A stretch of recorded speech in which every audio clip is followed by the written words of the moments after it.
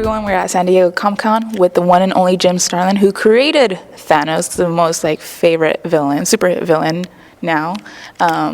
Tell me, how did you get started in comics? I got out of the service, went to community college, worked up a portfolio, and eventually came to New York just at the time that Marvel was expanding from 8 books a month to about 22. Mm-hmm. And as a result, they were hiring anyone who could come across the state line and hold a pencil. I just barely qualified. And started working, and the first job I got was sort of being the de facto art director up at Marvel. They didn't have one at that point. Oh, nice. And was there any comic books that you were reading at the time that got you into the industry? I kept doing Hulk stories and sending them in because I found him the easiest character to draw. It was just pants. He didn't have to do capes and all that. Right. And I was in the service, and I would send these things, entire stories in, 18-page stories, and hoping to get some work before I got out of the service, and never worked out. I got a nice letter from Herb Trimpe saying, nice Hulk. But other than that, I eventually had to pack up my bags and head to New York at the time. Nice. So how did you develop the character of Thanos?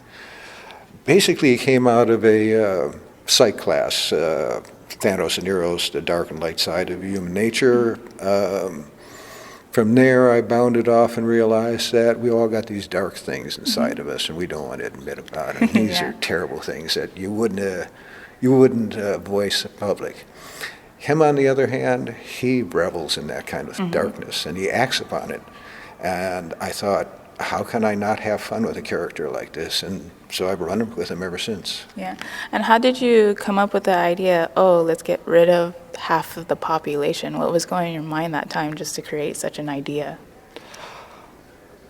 I was raised in a Catholic background, parochial school up until 8th grade. I was steeped in religion.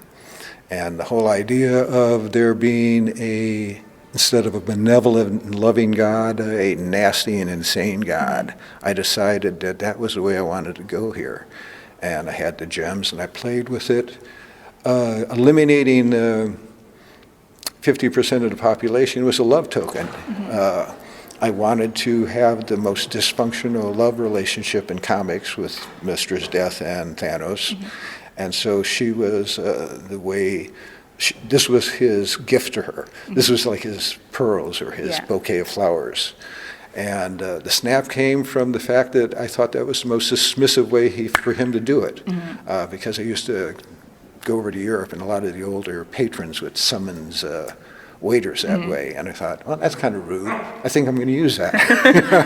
And be rude and just snap everything away. Yeah, they're gone. Forget it. So you also created Drax the Destroyer, Gamora, and then also it's in development, I guess, the Shang-Chi character as well. He's getting his own solo film. That's what I hear. I don't know anything much about it, but it looks like I'm going up for another one there. What was it like to see your characters brought to life? It's surreal. It changes things. Thanos and I were both very comfortable as sort of cult characters. Now he's a pop icon, and I can't go to the Y without somebody asking me to sign something, so it's a little strange. But he's a great villain, super villain that people I've seen so many villains that they bring in movies, and sometimes it just doesn't give the appeal what people wanted from a villain. But with Thanos, your character, it transitioned to where people respect the character. I mean, how's your take on that? Well, I always wanted them to be complex. I figured the more layers I put on, the more interesting he would be. Putting him in the flesh as they have, the thing that's kind of surprised me most is the sex appeal that some folks say he has. The thick Thanos, as we were talking about earlier, and stuff like that. I'm just kind of stunned by that. I never thought of him in those lines. I thought of his relationship with Mistress Death as almost being asexual. Him creating life, dropping progeny, just didn't seem like in character, especially seeing he's gotten death as is Amor.